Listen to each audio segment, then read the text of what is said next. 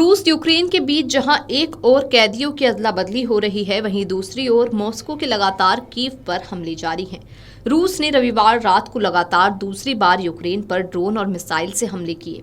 अफसरों ने बताया कि हमले में 12 लोगों की मौत हो गई। कीव के मेयर ने कहा कि रविवार सुबह 3 बजे तक राजधानी में 10 लोग घायल हो चुके थे।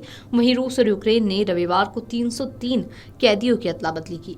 यूक्रेन की आपातकालीन सेवा ने कहा कि कीव क्षेत्र में ही 4 लोगों की मौत हो गई और 16 लोग घायल हो गए। मेयर ने बताया कि होरोसिवस्की जिले में एक छात्रावास पर ड्रोन से हमला किया गया और इमारत की एक दीवार में आग लग गई, जबकि निप्रोवोस्की जिले में एक निजी घर नष्ट हो गया और शेवचेनकिविस्की जिले में एक आवासीय इमारत की खिड़कियां तोड़ दी गईं। ड्रोन के मलबे गिरने से घरों और व्यापारिक प्रतिष्ठानों में आग लग गई। आपातकालीन सेवा के अनुसार कीव के पश्चिम में स्थित जाइटोमिर क्षेत्र में 8, 12 और 17 वर्ष की आयु के 3 बच्चों की मौत हो गई। सेवा ने बताया कि हमलों में 12 लोग घायल हो गए।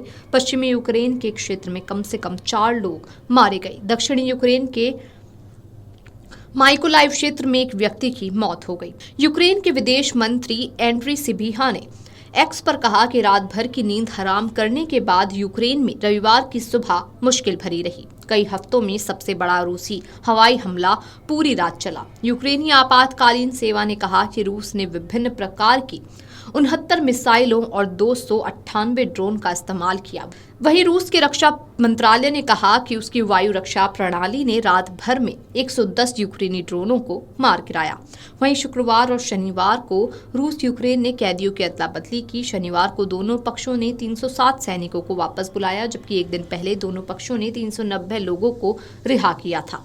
पिछले हफ्ते इस्तांबुल में हुई बैठक में दोनों पक्षों के बीच हुई बातचीत के पहले चरण में सैकड़ों सैनिक और नागरिकों की अदला बदली की गई। ये समझौता 3 साल पुराने युद्ध में युद्धविराम तक पहुंचने के असफल प्रयासों के बीच सहयोग जैसा था। शुक्रवार से दोनों देशों के बीच शुरू हुई कैदियों की अदला बदली एक जटिल अदला बदली का पहला चरण था। यूक्रेनी राष्ट्रपति व्लादिमीर जेलेंस्की ने कहा कि रूसी मिसाइलें और ड्रोनों ने यूक्रेन के 30 से अधिक घरों और गांवों पर हमला किया। उन्होंने पश्चिमी साझेदारों से रूस पर प्रतिबंध बढ़ाने का आग्रह किया। जेलेंस्की ने एक्स पर लिखा कि कई क्षेत्र शामिल थे। ये आम शहरों पर जानबूझकर किए गए हमले थे। आवासीय इमारतों को नष्ट कर दिया गया और उन्हें नुकसान पहुंचाया गया। जेलेंस्की ने कहा कि रूसी नेतृत्व पर मजबूर दबाव के बिना इस क्रूरता को रोका नहीं जा सकता। प्रतिबंधों से निश्चित रूप से मदद मिलेगी। अब दृढ़ संकल्प मायने रखता है। संयुक्त राज्य अमेरिका, यूरोपीय देशों और दुनिया भर के उन सभी लोगों का दृढ़ संकल्प जो शांति चाहते हैं। वहीं शुक्रवार और शनिवार को रूस यूक्रेन ने कैदियों की अदला बदली की। पिछले हफ्ते इस्तांबुल में हुई बैठक में दोनों पक्षों के बीच हुई बातचीत के पहले चरण में सैकड़ों सैनिक और नागरिकों की अदला बदली की गई। ये समझौता 3 साल पुराने युद्ध में युद्धविराम तक पहुंचने के असफल प्रयासों के बीच सहयोग जैसा था। शुक्रवार से दोनों देशों के बीच शुरू हुई कैदियों की अदला बदली एक जटिल अदला बदली का पहला चरण था।